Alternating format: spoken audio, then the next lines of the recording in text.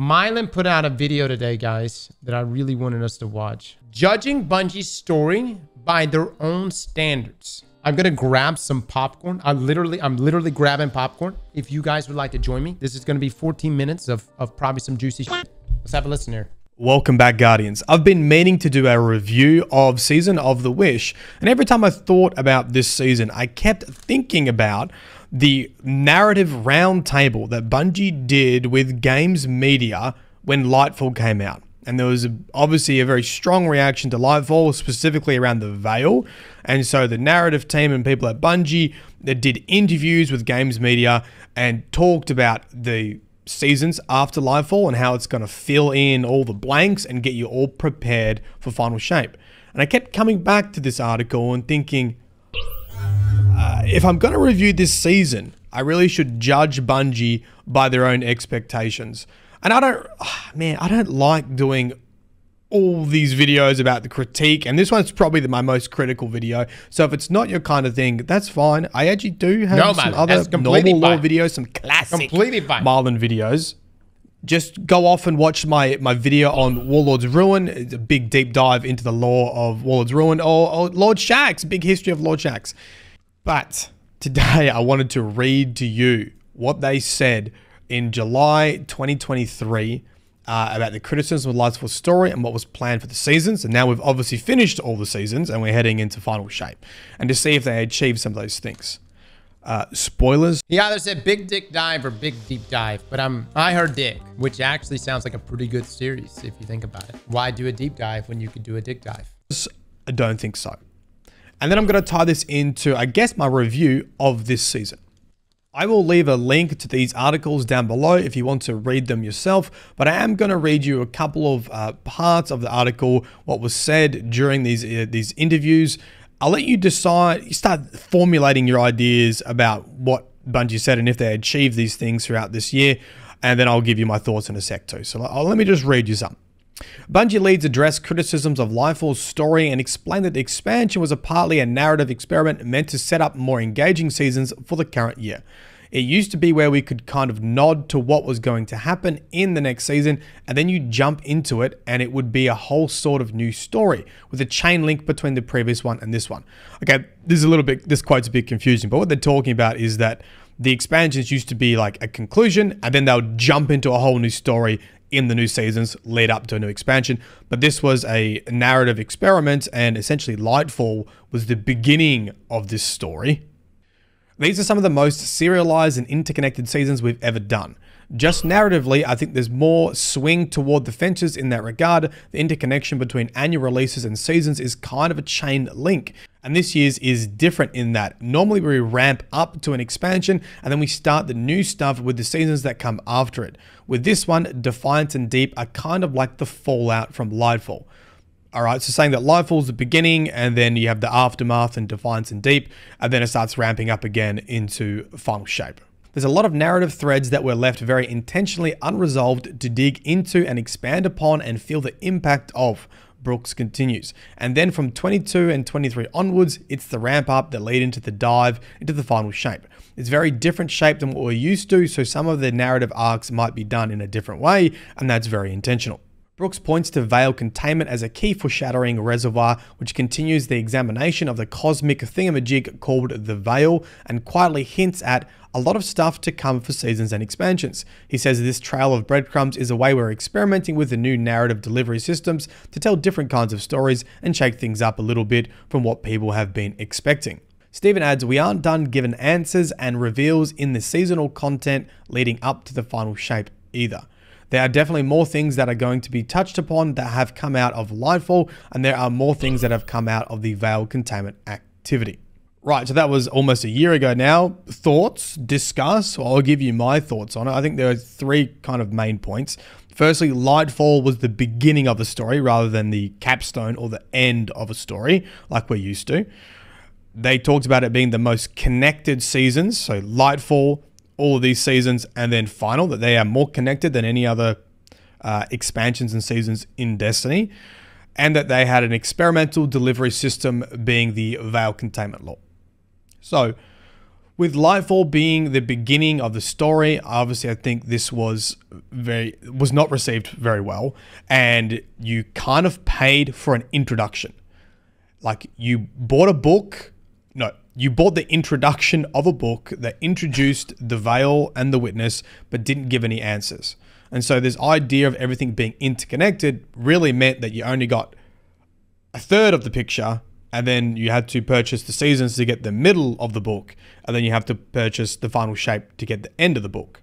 And I know a lot of people, including myself, felt like it neglected the previous history and lore of Destiny, rather than explaining some of the stuff that went unanswered for many years. They introduced new concepts and new ideas to sort of start anew leading into final shape. Now, let me ask y'all something, guys. I kind of get where they're coming from in terms of like, they felt like the annual expansion was the end to the story because they would do like a ramp up to it. But there was always something very intriguing that came from the annual expansions. For instance, we had the Witch Queen. We had the big ramp up going into the Witch Queen, which was super hyped. And then the resolution, which involved us killing Savathun. But it was all the stuff that happened afterwards. You know, the pyramid ship, doing Vow the Disciple, discovering Rourke, discovering the Witness. I mean, all that stuff. Like, these were all the stuff that intrigued me enough to say, hey, I love how well the story was delivered to me in this expansion.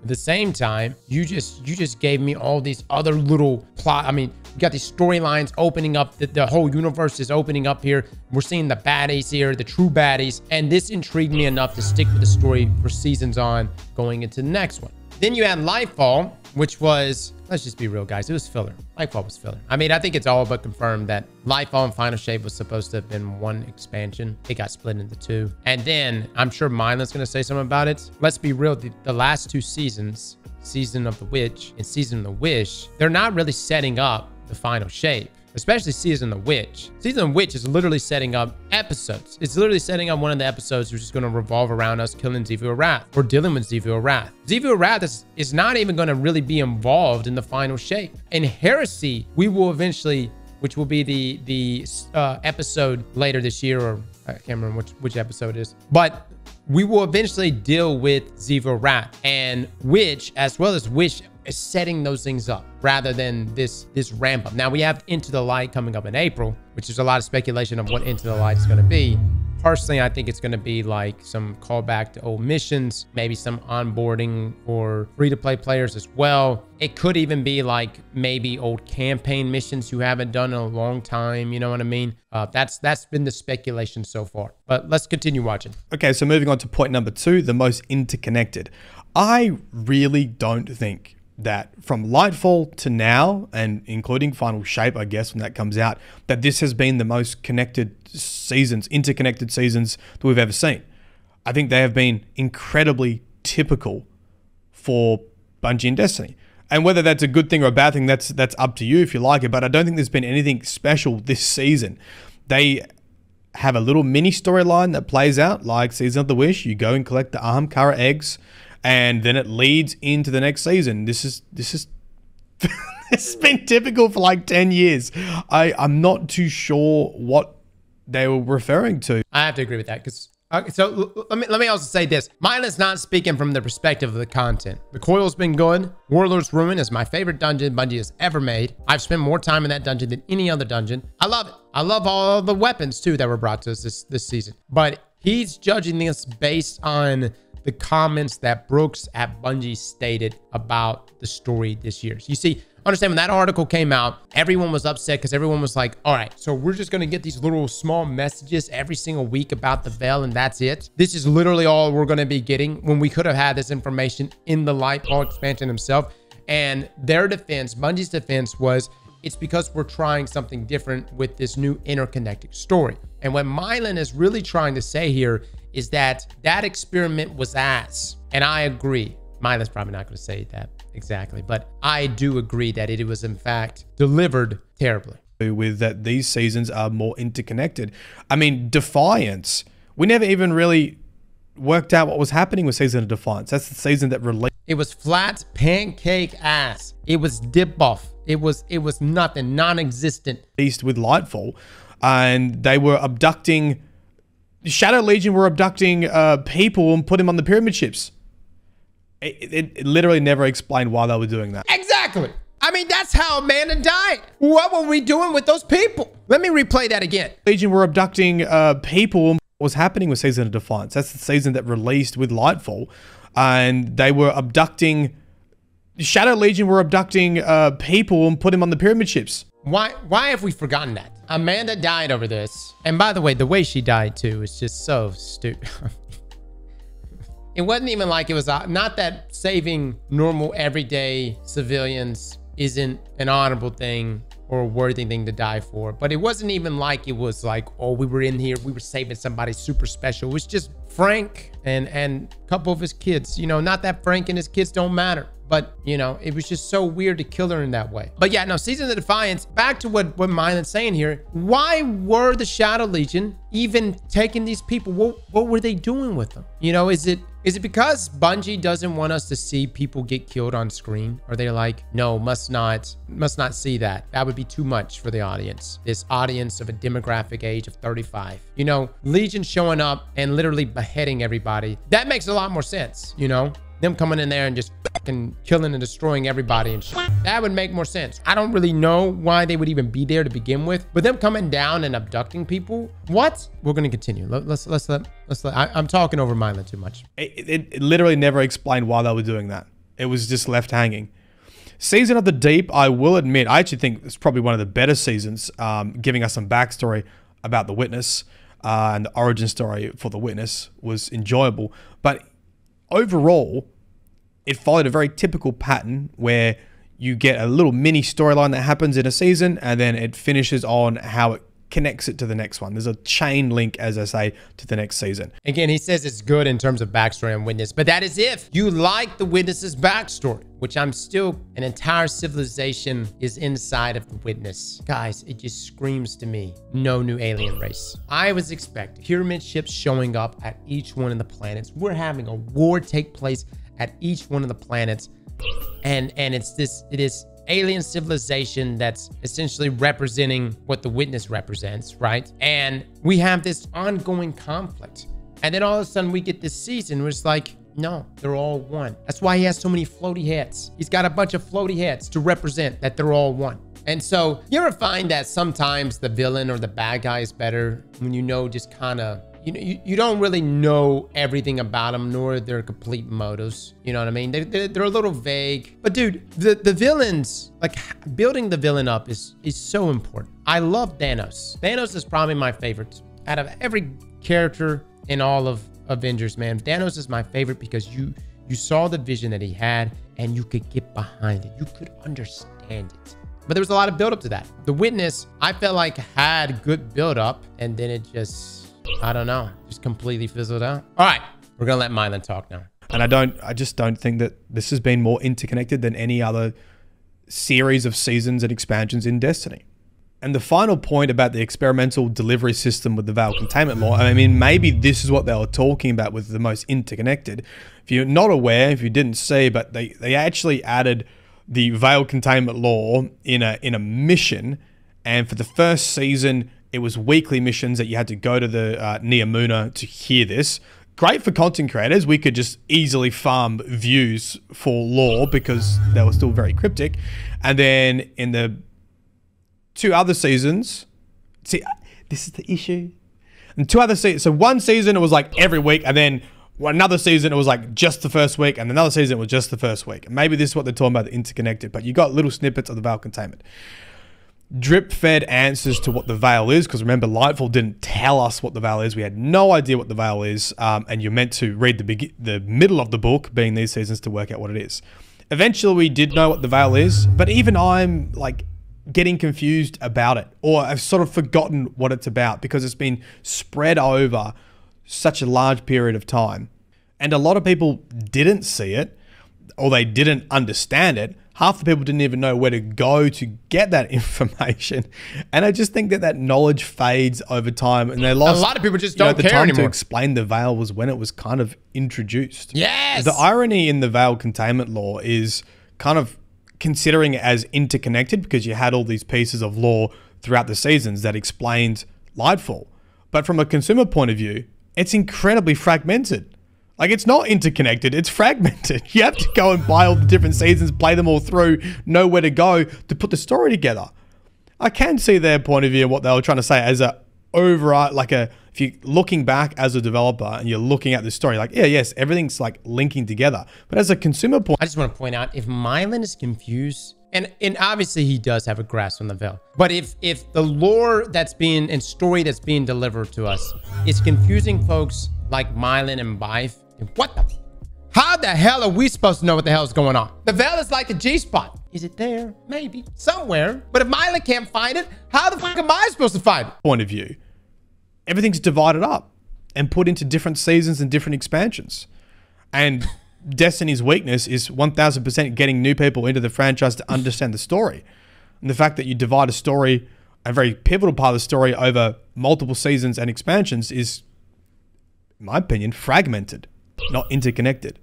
So how does all of this relate to my sort of review and impressions of Season of the Wish? Well, I just think that this season does not feel like the season before the end of the Light vs. Dark saga. It doesn't feel like the season before a huge expansion. It's lost all of its urgency and all of its pace because everything's been spread over a... Dude, it's so bad, guys. It really is. I know I'm interrupting Myelin so many times, but dude, Myelin is letting me vent right now. I feel like I'm in a therapy session right now, and I'm like, you know, but Myelin's my therapist. He's like, Ross, what's going on, brother? Tell me. And Myelin, here's the thing, man. Bungie already kind of gave us the punchline literally to everything early on.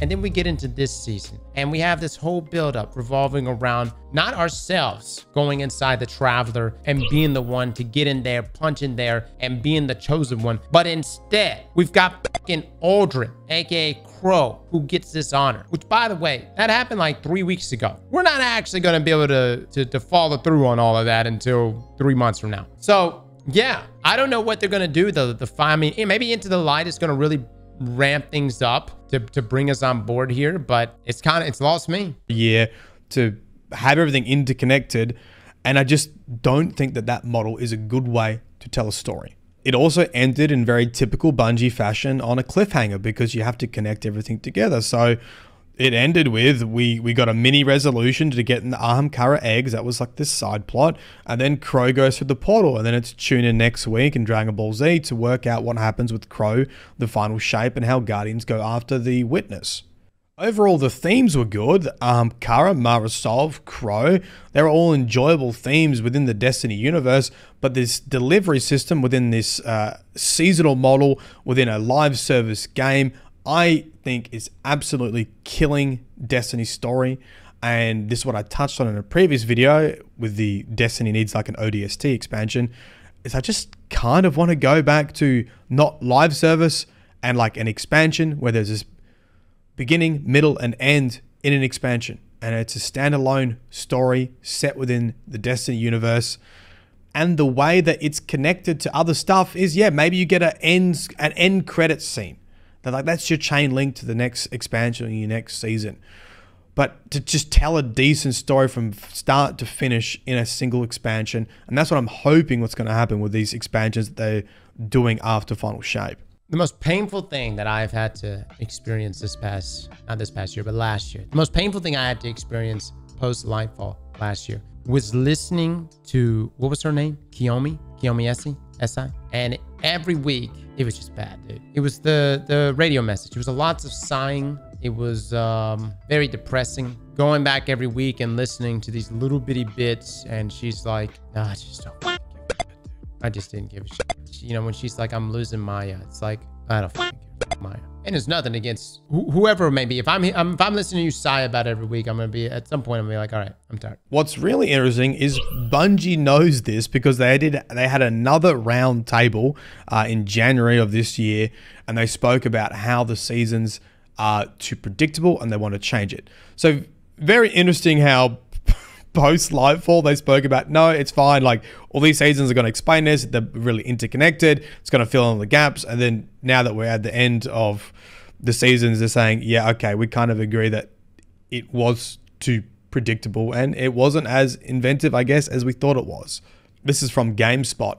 Speaking for the narrative team, we hear our audience loud and clear that the structure of our story may have become predictable even if the story quality is still high.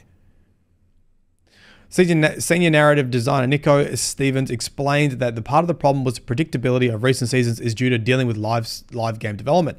A repeated structure gives Bungie a baseline to follow, allowing the studio to create content more efficiently over time and get it out to players as a consistent clip. You get better at a pattern the more often you do it, but that can have unintended side effects like making the content feel predictable. You know what I think the root of all these problems is? The writers had to make up a bunch of bullshit for the past year because Lightfall and Final Shape was supposed to be one expansion. So yeah, it's like, you remember when you would write a research paper, or you did any paper, whether it's high school or college, and you had to reach a certain amount of words, right? And you're like, I'm like 4,000 words off. It's time to just make up a bunch of shit. And you would just literally kind of say the same thing over and over. You're just like, That's essentially what this is. That's what the past year has been. But in this case, it wasn't necessarily just like saying the same shit over and over. It's like, how can we drag this out? Because we have the seasonal model. We have to get people to still buy the seasons and, you know, play the content. That means we have to have a story that pairs with it. And that's why I think when we got to Season of Witch and Season of the Wish, you didn't have anything else. We've had a little bit in Wish, but a lot of the setup there, especially in Season of the Witch, was set up for episodes. Because again, there's not a lot to go off of because Lightfall and Final Shape was supposed to have been one expansion.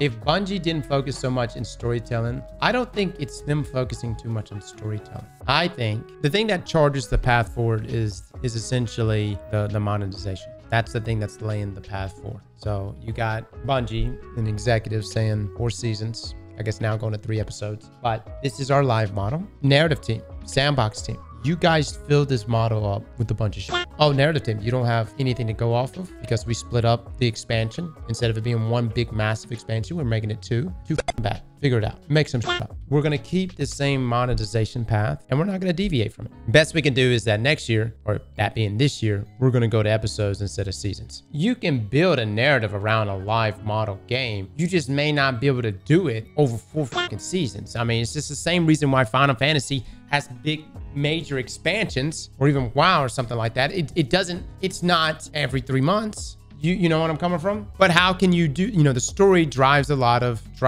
people coming in there and spending money. All right, let's continue listening. But you have to change your perspective a little bit on how you're telling that story. I think if you don't view that final season, despite it being the final season of a year, as an ending and more like a ramp into the DLC, it structurally starts to make more sense as you're creating it. Because really you're treating the DLC, Witch Queen and Lightfall, or Final Shape as the climactic moment that all of this has been leading to.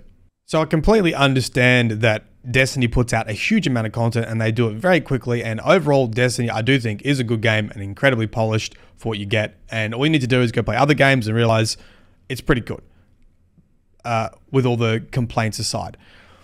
And I am glad that Bungie acknowledges that, like, to do that work and do that pace, they had to make a framework, and that has kind of made the story incredibly stale because you know what's coming up. And that's kind of what I've been saying, that this is no more special than any other season. This has been the same kind of delivery that we've had for a very long time. It doesn't feel any more interconnected. In fact, the Veil Containment Mall made it less connected, and it's kind of killed all my hype for Final Shape. And personally, I really disagree with the statement that you as a consumer have to step back and look at the whole picture and be like, oh, I see now. Lightfall's the beginning, the seasons are the middle, the Final Shape's the end. Like, I get that from a development point of view, but that's just acknowledging that you know that we need to buy every season expansion to get a full story, and that you're happy that we need to buy Lightfall, play every season, log in every week, get all the little snippets of lore, all the drip-fed stuff, and then buy Final Shape to get the complete story of the end of the Light vs. Dark saga. And I don't agree with that at all. Okay, there you go. A bit of a negative Nancy today. Look, I don't even like doing these videos. Myelin, it needed to be said, and I agree with him. From a story perspective, dude, I was so hyped for Witch Queen. I felt like the ramp up to that, the way the story was, you know, leading into it was really, really good. And look, I was actually hyped for Lightfall until we played Lightfall. And there was a lot of things that came in the year of Lightfall that were great things for Destiny as the game itself. But in terms of its narrative, no, I wasn't behind it. And I think the moment you have this, like when a writer has to step back and say, you got to view it from my perspective in order to appreciate what I wrote or how I'm telling a story. That's a wrong way to look at it. You know, a sign of a good writer is someone who's able to just take you into their world and you just lose yourself there. And there's no convincing.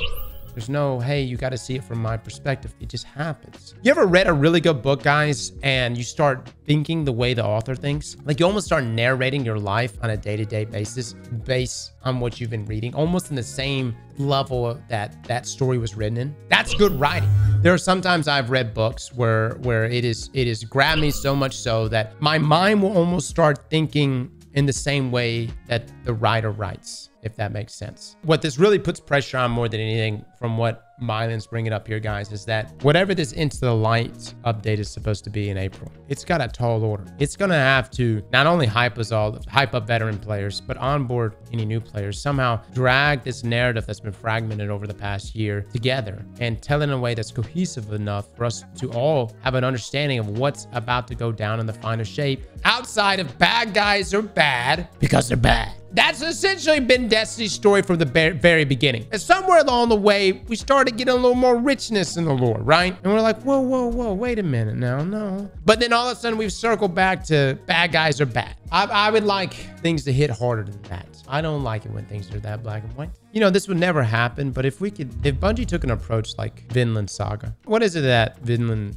presents? You go from one moment absolutely loathing and hating the antagonist to then admiring the antagonist, to then rooting for the antagonist. I don't know how this would play into the Destiny world, but yeah, that'd be incredible. Yeah, that's Crow. No, man, it's not. Crow's redemption arc did not capture me that same way. Anyone watch season 1 of Vinland Saga? Did anybody just jump up and love Aslan from the very beginning? How did you feel about him by the end? Dude, he's amazing. You fell in love with him. You understood so much. And, you know, season 2 was literally the fallout of that. Slap that like button like your mama told you right.